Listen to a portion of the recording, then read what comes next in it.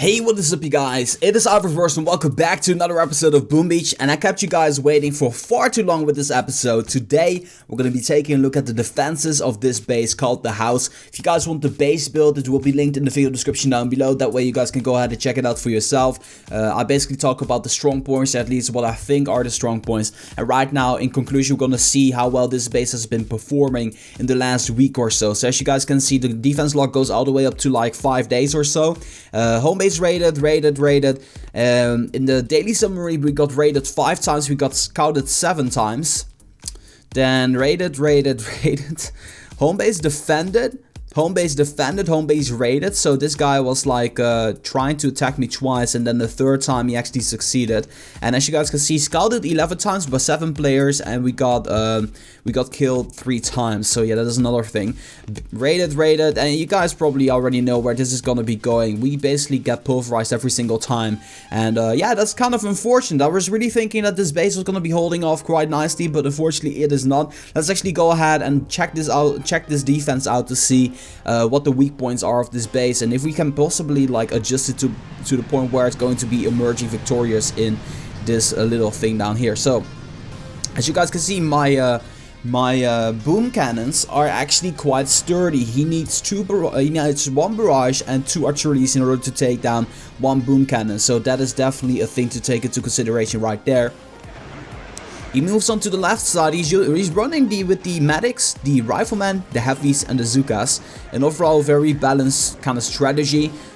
Gives you a lot of abilities and a lot of options. Essentially what you want to be focusing on are, of course, making sure that the heavies are going to be surviving. So that's why he took out the boom cannons. And as you guys can see, he's making his way towards the base, and he's still like holding strong there. So what we're seeing is 2 little groups down there. At the bottom we're seeing 1 heavy protecting 2 riflemen and some Zukas, and at the top you're seeing them guarding the rest. And as you guys can see, he currently has 6 heavies left, 5 right now because 1 died of them.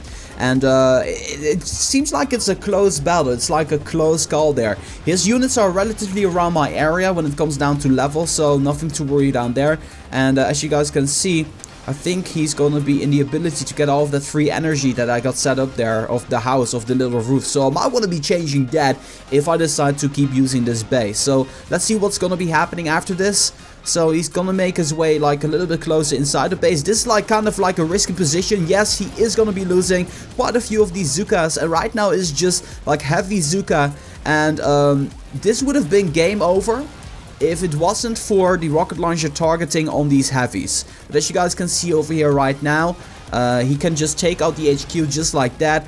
He's kind of having a little fun there at the top, so that way you know, the heavies kind of stay alive there. But this in overall was a very close battle. It kind of could have gone either way, and yeah, that is one battle. I think we would have won this one if it wasn't for the roof, so that is one thing. Next up we got an attack by Charlotte.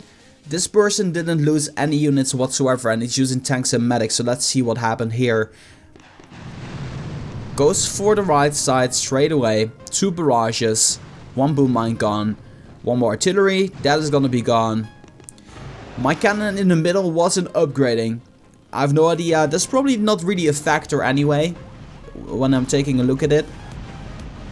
But let's just see what he's doing here. So he's keeping this little area over there shocked. And I think I know exactly how this is gonna be going. So yeah, he's not gonna be in danger in the slightest, like not even single tank. Like halfway, the tank over here in the middle, halfway damage done, but you know, there's nothing that can really touch him anymore. All of the cannons are done, all of the cannons are gone, you know, nothing really can happen anymore.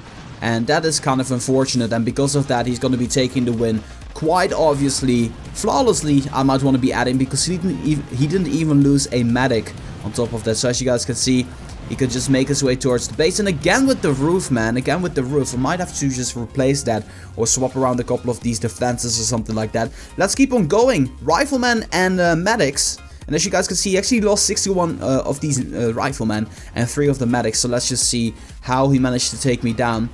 So right now, I think nothing isn't upgrading, so this is like a full attack. He goes for the rocket launchers, obviously, takes out the first one, and he doesn't go for the second one, which is striking me as odd, but we'll find out why that is. Let's actually go ahead and get in here. So all of these buildings are firing away. And I'm really curious to know what it's going to be doing. Kind of feel that I should be swapping a machine gun with a cannon or something like that. Like the machine gun here at the top, that should be swapped with this cannon or something like that. I have no idea, but that might be efficient if I want to be going for this. So as you guys can see, he's getting a lot of damage from the flamethrower. So I feel that that flamethrower is in a nice position down there. Machine gun did some fire as well, and right now he's healing up entirely, which puts me in a troublesome position, I suppose. So again with the roof, man, the roof is just giving people way too much energy, and that is maybe something I should get rid of. It's again the roof that you're seeing over here. People can just go ahead and have a lot of fun there, because there's no defenses there basically. It's definitely a weak point. He basically got 1, 2, 3, 4, 5, 15 energy from that. Or maybe even more. So that is definitely a factor. We can potentially improve the house a little bit more.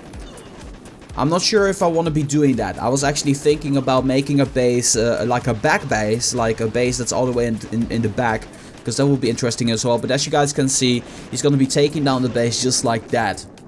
Moving on to the last attack.